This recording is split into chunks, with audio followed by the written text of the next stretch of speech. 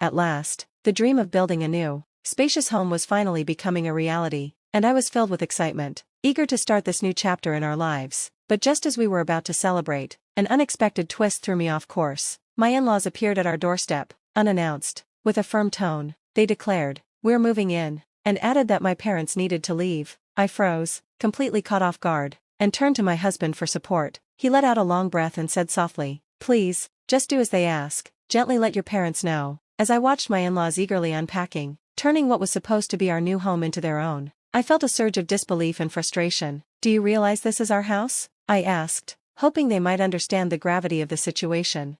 "I'm Tiffany, 32, and married to my wonderful husband, Jesse, for 4 years. We've built a life filled with love and mutual support, though we don't have children yet. Recently, however, I've become more concerned about my aging parents, whose declining mobility has been weighing on me. I suggested to Jesse that we move in with them to provide the care they need." Without hesitation, he agreed. "It's a win-win," he said. "We support them, and it gives us peace of mind." I couldn't have been more grateful for his understanding. We started discussing this idea, but soon realized the logistics were a challenge. My parents live far outside the city, and with neither of us driving, commuting would be tough. Moving them to our cramped city apartment wasn't an option either. It was already too small for just the two of us, let alone more people, and with the possibility of children in the future, the space issue would only grow. After a lot of thought, I proposed a bold idea. Why not build a new home that could comfortably accommodate everyone? Jesse's face lit up. "That's an amazing idea," he exclaimed, and we began planning our dream home. When I shared the idea with my parents, they initially felt guilty about the potential disruption, but once I explained the reasoning behind it, their hesitation melted away, and excitement took over. That was a huge relief. Later, Jesse and I visited a real estate agency to finalize the details. We focused on finding a location near hospitals for my parents' convenience and close to train stations for easier commuting.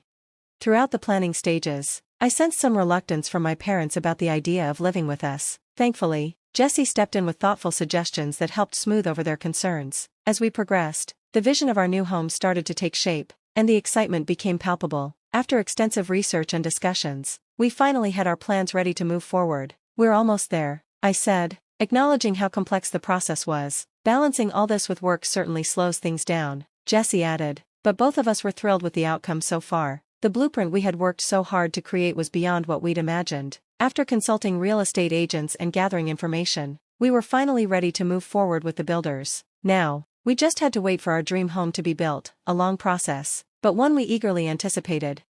However, as our project progressed, my in-laws began to show an increasing interest. "Dear, we heard you're building a new house. Is that true?" they asked one day. "Yes, that's right. We're hoping to finish by the end of the year," I replied. "How wonderful. We're so impressed with how Jesse's been handling everything and keeping us in the loop," they said, their tone warm and complimentary. At first, their enthusiasm seemed genuine, but little did I know how this would all unfold. When my mother-in-law suddenly expressed an eagerness to visit us soon, I was taken aback but agreed, excited about the opportunity to catch up. That weekend, my husband and I set out for a trip to their place. They greeted us warmly, and the conversation quickly turned to our new home project. "Building a new house is such an exciting time, isn't it?" my father-in-law remarked, his tone nostalgic, as though reflecting on his own experiences. "Yes, we're thrilled," I replied. "We just hope everything goes smoothly so we can move in as soon as possible." We all shared a laugh, looking forward to the exciting journey ahead. Curious, my mother-in-law asked, "Can we see the blueprints?" My husband pulled out his phone and showed them a photo of the design. "Oh, it's so spacious," she observed, "and so many rooms." "Yes, we're planning to live with my parents, so we needed the extra space," I explained, trying to keep it casual.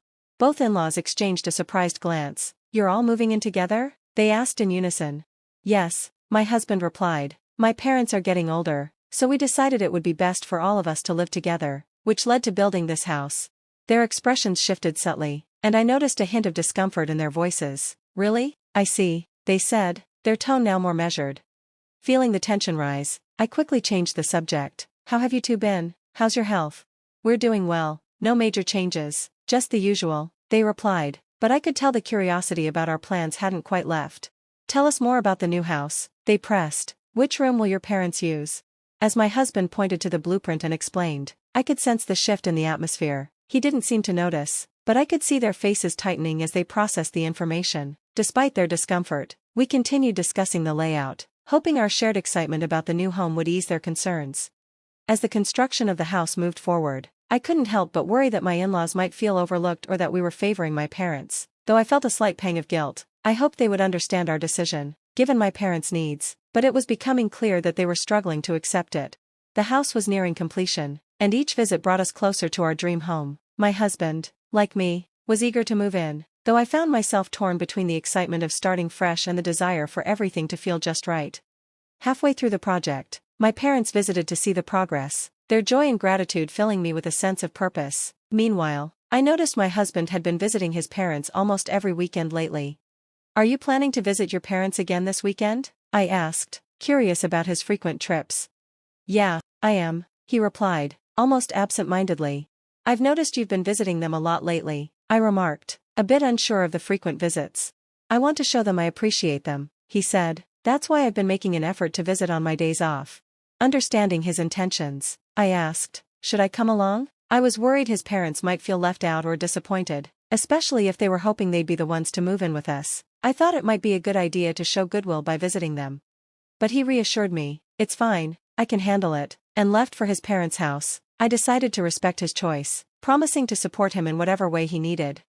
As time flew by, our new house was finally ready, moving day arrived, and as we loaded up the car with boxes, I felt a rush of excitement about the fresh start ahead. Pulling up to the house, I could barely contain my enthusiasm. "Wow, our new home," I exclaimed, overcome with emotion. It felt like the beginning of something truly special.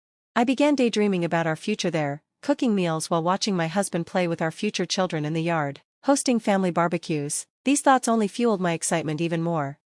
Just then, my parents called. They were supposed to move in with us, but they were delayed. I replied, "Tiffany, you have excellent taste," my mother-in-law complimented, her voice warm with approval.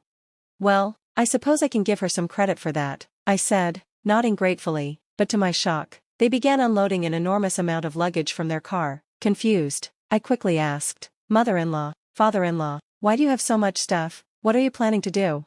Their response completely blindsided me. "What do you mean? We're moving our things into this house," they said nonchalantly. "You're planning to live here starting today, but you'll need to ask your parents to leave." My heart sank, and disbelief crept into my voice. "Why are you doing this?" I asked, frustration bubbling up. My mother-in-law's explanation came quickly. "As a new bride, it's customary to prioritize your husband's family." The words hit me like a punch to the gut, leaving me struggling to process the unexpected shift in our plans. The joy of our new home seemed to fade as family expectations and my own carefully laid-out dreams collided. Desperate for support, I turned to my husband, but when his parents declared their intent to move in, he simply sighed and said, "Just let your parents know gently." I felt my world tilt. This house was meant for me and my parents. I protested, "I can't accept this decision." His frustration was clear. "Didn't my mom just explain? It's natural for a wife to prioritize her husband's family. We can deal with your parents later."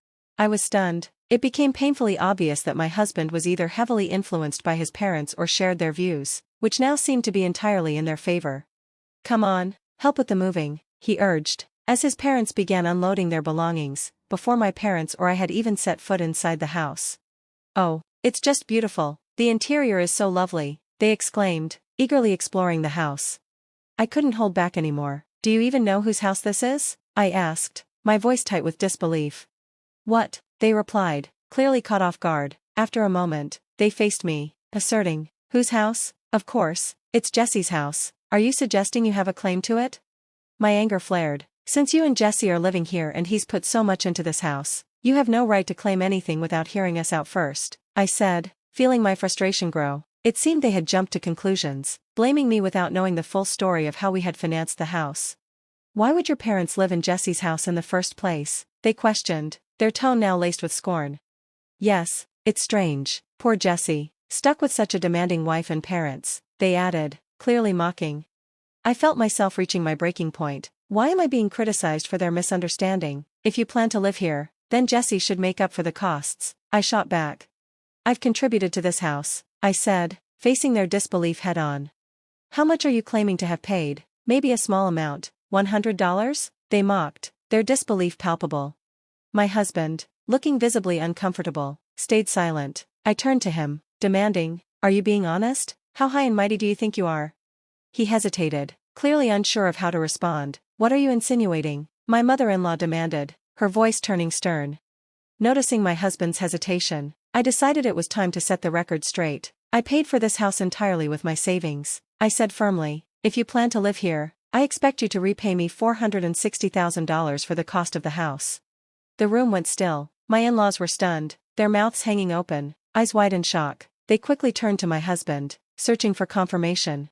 "Jesse, is this true? Did Tiffany buy this house?" they asked, their voices filled with disbelief. My husband nodded, though it was barely noticeable. "Yes, Tiffany bought the house. She was promoted recently and now earns more than I do." Then, with a hint of regret, he added, "But I made a huge mistake at work. I can't be promoted anymore, and my pay got cut. I'm now earning as much as a new employee." The words hung in the air, and for a moment, no one spoke. It was a revelation none of us had expected, and the weight of it settled heavily in the room. My in-laws, now fully processing the situation, looked at me with a mix of disbelief and understanding. Their attitude toward me shifted dramatically, though I could still sense the remnants of their discomfort. "Tiffany, we're truly sorry for what we said earlier. We misunderstood everything. Please forgive us and let us stay in this house," my in-laws pleaded, their voices full of regret and apology. My husband, too, bowed deeply. "Please, it's my fault for not telling you sooner. Let us stay here with you." Their sudden shift in demeanor, full of regret, took me by surprise. Despite their apologies, I stood firm. "No matter how much you beg, I can't accept this. I built this house for me and my parents. If that's not possible, then there's no point in keeping it. If you want to live here, you'll need to pay me $460,000. Their faces fell as they responded, "We don't have that kind of money." "Then it seems you'll need to find somewhere else to go," I said, my tone resolute. "Wait," they interjected, their desperation growing. "We sold our previous home and moved out." When they realized that they could be evicted from our new house, they became even more frantic. "Tiffany, please let us stay. Your parents can live with us too," they begged. The thought of living under one roof with both sets of parents seemed completely overwhelming to me. "I can't agree to that. If you sold your house, you must have some savings left. Why not use that to find a flat?" I asked. Tears welled up in their eyes. "The truth is, we lost a lot in a bad investment. The money from selling our house, plus our retirement savings, all went into paying off that debt. We have nothing left. I'm retired, and my wife can't work at her age. You're our only hope," they confessed, their voices tinged with despair. Despite their heartfelt plea, I couldn't ignore the fact that this situation stemmed from their own financial mismanagement. "If you need help, shouldn't you be asking your son for support?" "I'm not in a position to take on this responsibility," I replied. "Aren't we family too?" they asked, their voices shaking with emotion. "That's too much to ask," I said, standing firm. "Can't you at least find some way to help yourself?"